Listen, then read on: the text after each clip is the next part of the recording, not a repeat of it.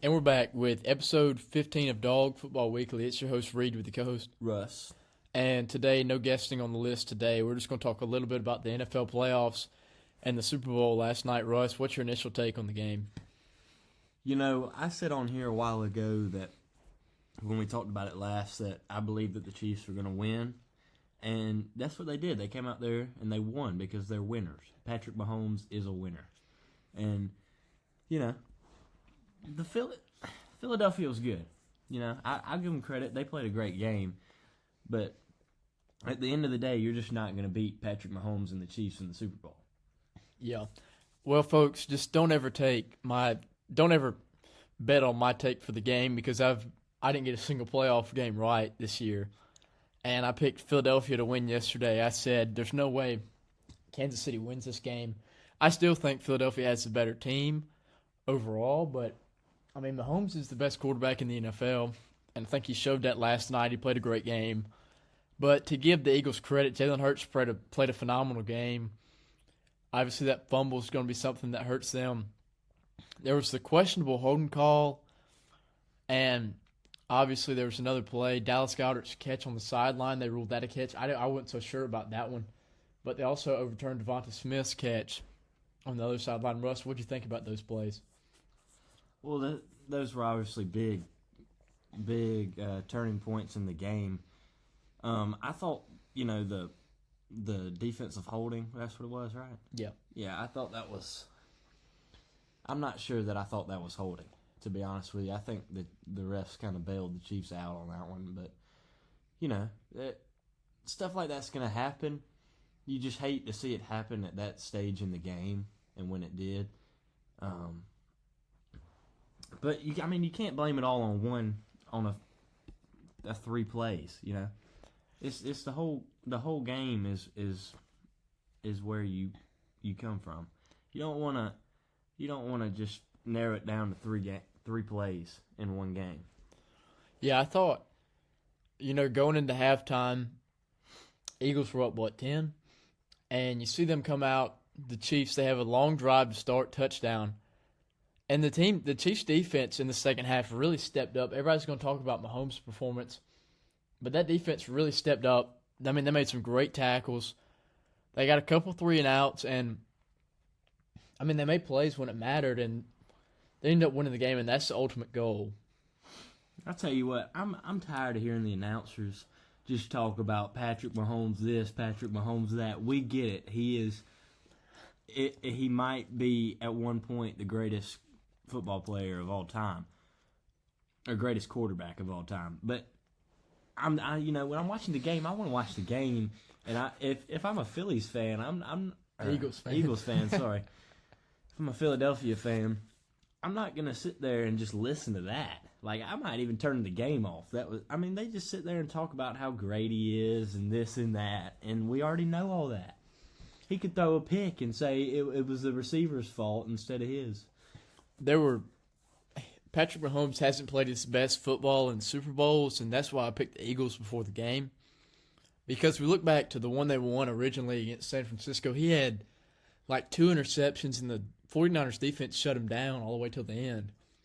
Yeah. And then the following year they played the Bucs, and that was just they got blown out by Tampa Bay, and I don't think that game is necessarily on him because their offensive line was banged up, and they really didn't have an answer for the Buccaneers defense. But I thought last night he played his best football. He didn't make any mistakes that I can remember.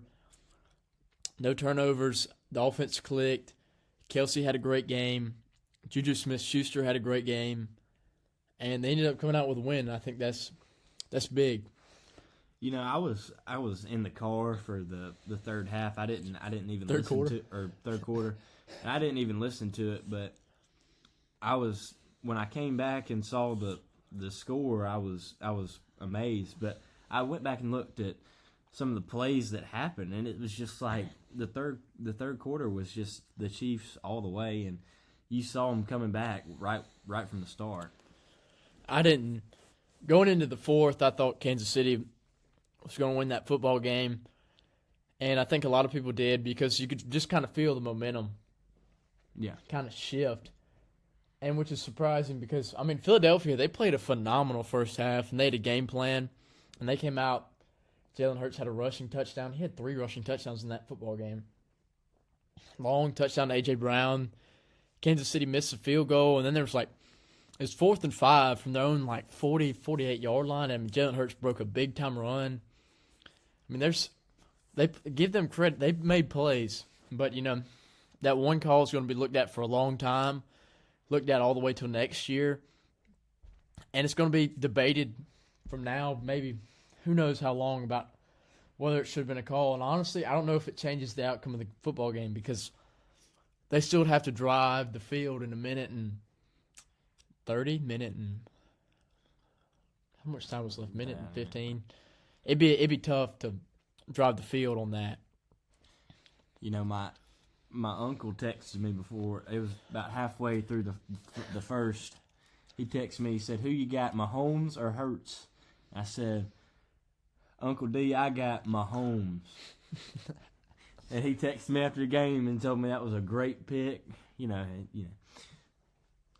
That's just I'm a sports analyst and everybody knows that. You can't listen to Reed. He got no clue what he's talking about. Not when it comes the NFL, I guess. I know a little bit more about the college game than the NFL. But I was genuinely shocked when the Chiefs won that football game. I did not see that coming. Russ, what's your overall take on the NFL season? What did you think about it? I thought it was a great season, and it was one of those seasons that, anybody can beat anybody. Mm-hmm. You saw teams way down on the rankings just beat teams that were way up there. And that's fun to watch. I had a great time watching it. What about you? I thought it was a great year. I'll get back to that in a minute. One thing I want to say before I forget, how about the offensive lines last night? Both offensive lines played phenomenal and I just want to point out the Chiefs' offensive line because the Eagles had a historic pass rush this year. No sacks? Something like that. They gave up no sacks. And the Chiefs' Eagles' defensive line, they have some solid football players. Hassan Reddick, he got votes for Defensive Player of the Year. They have Ndamukong Suh. Jordan Davis is in the middle of that. Jordan Davis, he got manhandled last night. Creed Humphrey manhandled Jordan Davis one-on-one all night. That's the matchup I kept watching. And Creed Humphrey would not let Jordan Davis get off a block. And I enjoyed it as a football fan, seeing them. One of the things I enjoy is seeing them get down on a 3rd and short, 4th and short, and run that sneak. I love seeing that. It's just pad level, and it's fun to watch. But as getting back to the NFL season, I thought it was a good year for the NFL. There was a lot of things that happened this year. And really, some teams I thought the 49ers were going to go to the Super Bowl from the beginning of the year, and then Brock Purdy comes on the scene. You think their season's over, and, he saves the day for them. And I thought that was really fun to watch. Some teams, the Bucks, you kind of thought they were putting it together at the end, and they get blown out. The Cowboys, they go out like usual. And then you have teams like the Giants. Giants were a surprise team for me. Daniel Jones played very well. I think he keeps his job now. And then Minnesota, Kirk Cousins, disappointing again. Back to the Super Bowl. I saw a statistic the other day that there's been a Georgia player on every winning Super Bowl team since 2001 or something like that. And that just shows you how we make them at Georgia, all right? Big, physical guys. Mean guys. Tough. They got that dog in them. No, it was I was happy for the guys on that Kansas City team. Malik Herring, defensive lineman, and McCole Hardman. I didn't even know he was on the team until I saw it. Yeah, I didn't. He wasn't on the field, but still, congratulations to Malik Herring and McCole Hardman on the field. McCole's hurt. Didn't play. He's hurt. But Georgia's really done a great job putting guys in the NFL. A lot of these guys. If the Eagles won, it would have been Jordan Davis and Nakobe Dean, and neither of them. Jordan Davis was getting on the field, but Nakobe Dean's not playing that much. Yeah. He's sitting, and that's crazy to me because he was I thought he was going to be a first-round pick last year. I don't know why he dropped as low as he did, and he's strictly a special teams guy on that team.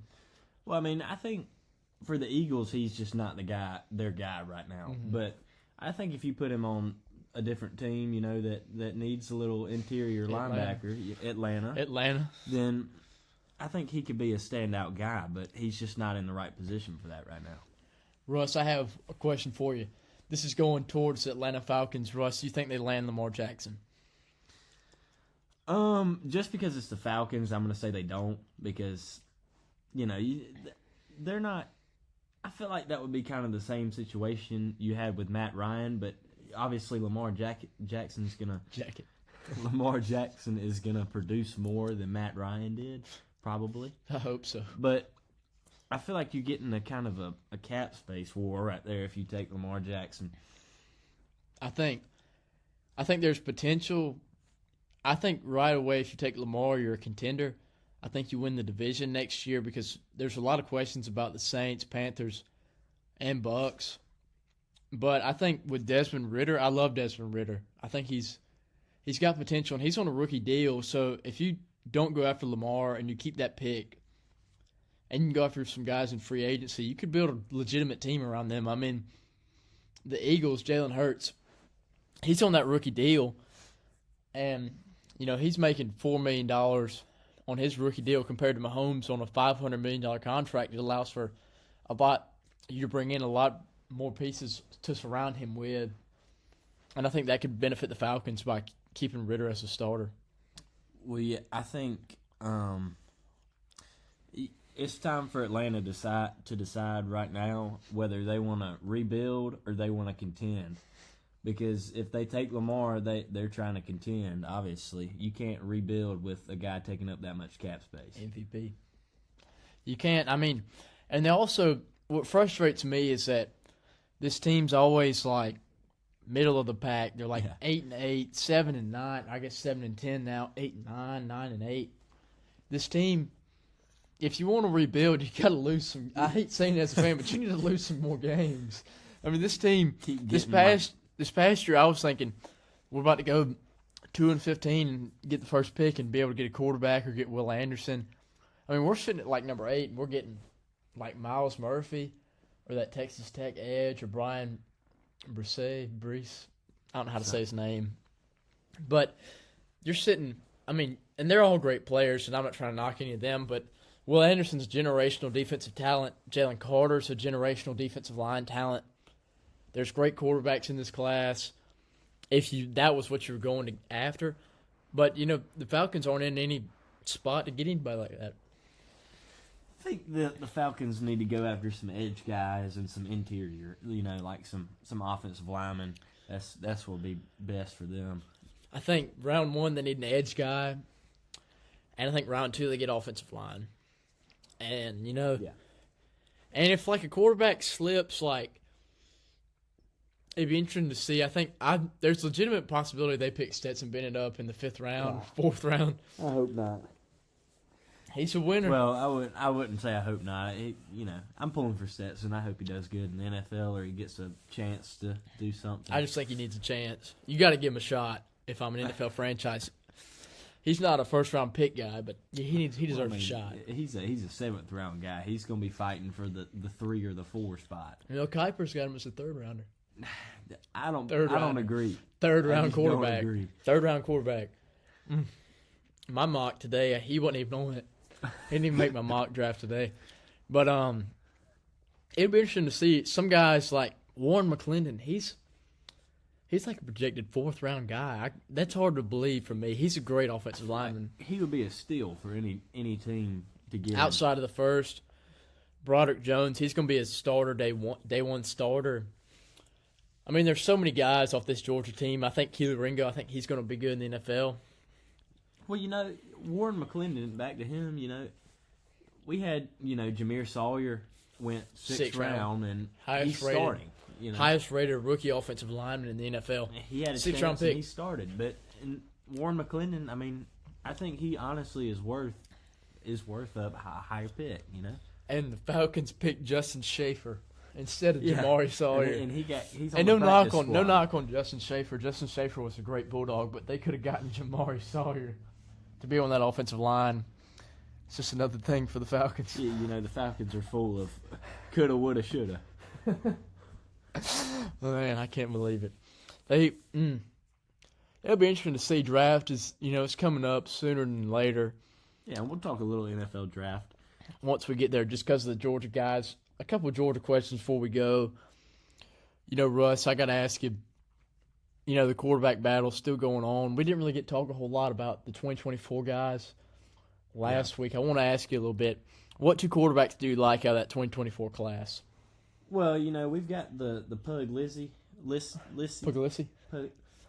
guy. Puglisi. I like him. I like him a lot. He's a good quarterback, but really and truly, if we can get Dylan Raiola, that's the guy we want. I mean, he is unbelievable.